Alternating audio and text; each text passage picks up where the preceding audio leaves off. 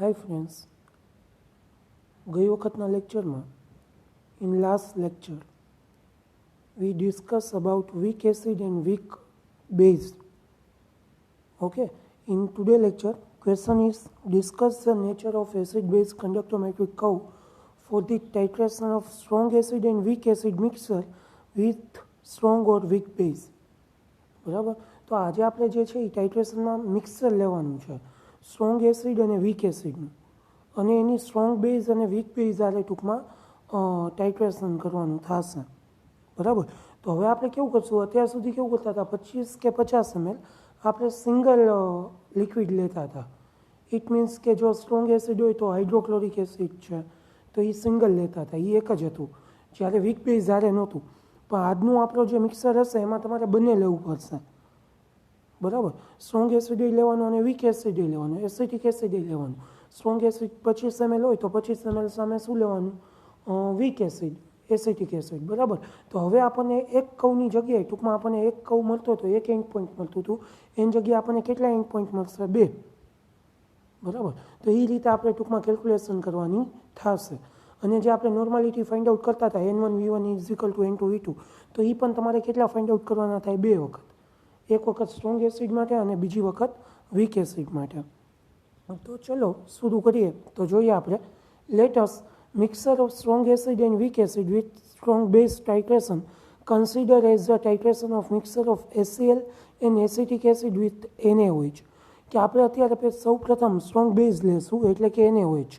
NaOHનું reaction આપણે કોની હારે કરશું, HCl અને એસિટિક એસિડ હારે. બરાબર, તો એ એક્ઝામ્પલ યાદ રાખજો કે એસિટિક એસિડ અને હાઇડ્રોક્લોરિક એસિડ એ બંનેનું મિક્સર લેવાનું, સ્ટ્રોંગ એસિડ અને વીક એસિડનું, અને એનું ટાઇટ્રેશન કરવાનું સ્ટ્રોંગ બેઝ એટલે કે સોડિયમ હાઇડ્રોક્સાઇડ હારે. બરાબર, એટલે તમારે બીકરની અંદર શું લેવાનું થશે, તો કે બીકરમાં હાઇડ્રોક્લોરિક એસિડ અને એસિટિક એસિડ, અને બ્યુરેટમાં તમારે ફિલઅપ કરવાનું થશે NaOH, કે જેની નોર્માલિટી તમને ખબર હશે. તો હવે ન્યુટ્રલાઇઝેશન રિએક્શન જોઈએ તો કે હાઇડ્રોક્લોરિક એસિડ પ્લસ NaOH એ બંને વચ્ચે પ્રક્રિયા થઈને Na ઉપર પ્લસ ચાર્જ, Cl ઉપર માઇનસ ચાર્જ, એ બંને જોડાઈને NaCl એટલે કે સોલ્ટ બનાવશે, અને OH માઇનસ અને H પ્લસ એ બંને જોડાઈને વોટર છૂટું પડશે. બરાબર, ત્યાર પછીનું આગળનું રિએક્શન જોઈએ તો કે એસિટિક એસિડ પ્લસ NaOH, તો એસિટેટ સમૂહ એટલે CH3COO માઇનસ અને Na પ્લસ અને OH માઇનસ, તો પાણી છૂટું પડશે H2O, અને CH3COO જે છે એ Na પ્લસ સાથે જોડાઈ જશે એટલે સોડિયમનો એસિટેટ બનાવશે. બરાબર, તો આ થઈ ગયું તમારું ન્યુટ્રલાઇઝેશન રિએક્શન. હવે આયનિક રિએક્શન જોઈએ કે જેમાં આપણે કન્ડક્ટન્સ લીધેલું હોય તો H પ્લસનું કન્ડક્ટન્સ કેટલું થશે, 350, Cl માઇનસ માટે 76, Na પ્લસ માટે 50, OH માઇનસ માટે 198, Na પ્લસ માટે 50 અને Cl માઇનસ માટે 76, અને વોટરનો મોલેક્યુલ જે છે એ છૂટો પડશે. એવી જ રીતે સામેની બાજુ જોઈએ તો એસિટેટ માટે 40.9, H પ્લસ માટે 350, Na પ્લસ માટે 50, OH માઇનસ માટે 198, અને એસિટેટ માટે 40.9 પ્લસ Na પ્લસ માટે 50, અને વોટરનો મોલેક્યુલ જે છે એ છૂટો પડશે.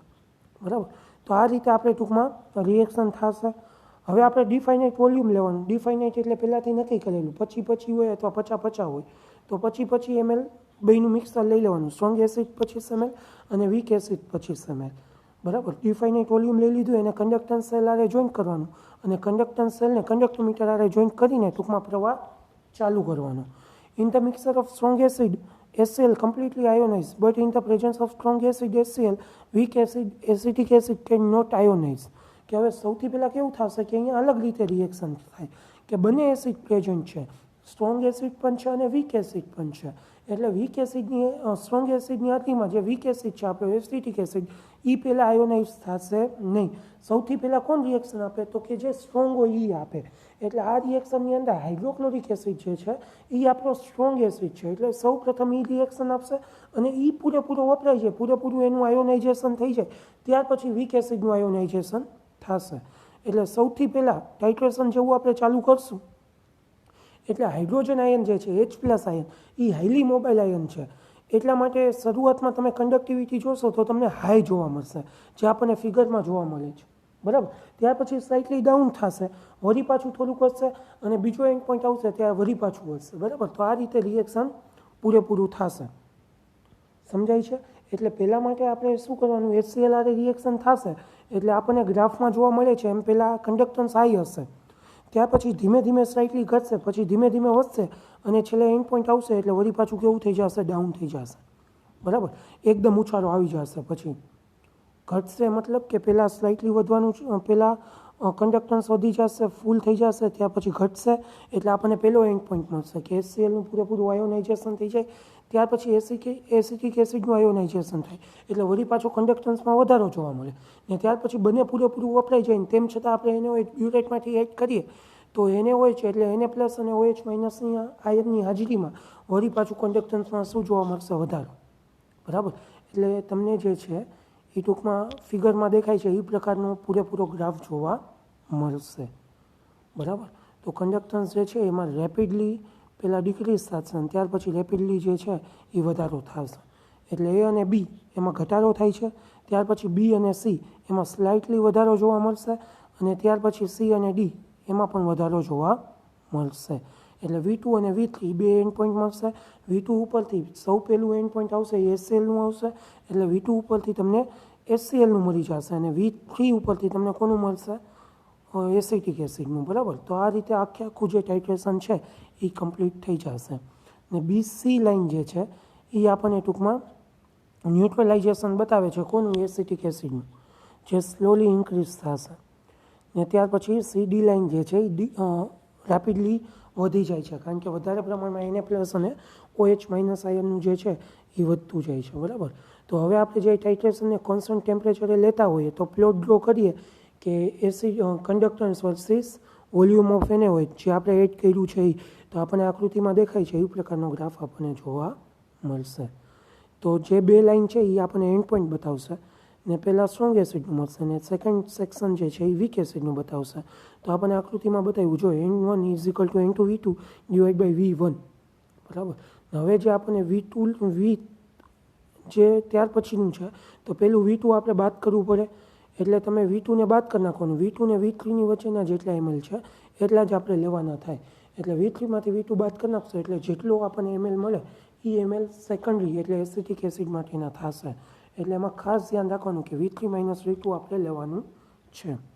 બરાબર, તો આ થઈ ગયું આપણે કોના માટે, સ્ટ્રોંગ બેઝ માટે. હવે વીક બેઝ હોય તો વીક બેઝનું સેમ આવશે, એમાં તમારે NaOHની જગ્યાએ કોનું લેવાનું છે, અમોનિયમ હાઇડ્રોક્સાઇડ.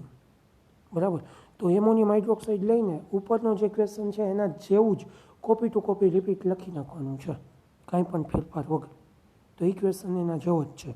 તો આજની તારીખમાં આપણે બે ટાઇટ્રેશન ભણી ગયા, સ્ટ્રોંગ એસિડ અને વીક એસિડનું મિક્સર વર્સિસ સ્ટ્રોંગ બેઝ એટલે NaOH અથવા તો વર્સિસ વીક બેઝ એટલે કે એમોનિયમ હાઇડ્રોક્સાઇડ. તો આજના આપણા બે ક્વેશ્ચન આપણે અહીંયા પૂરા કરીએ. આવતીકાલે નવા ક્વેશ્ચનથી આપણે શરૂઆત કરીશું. આભાર.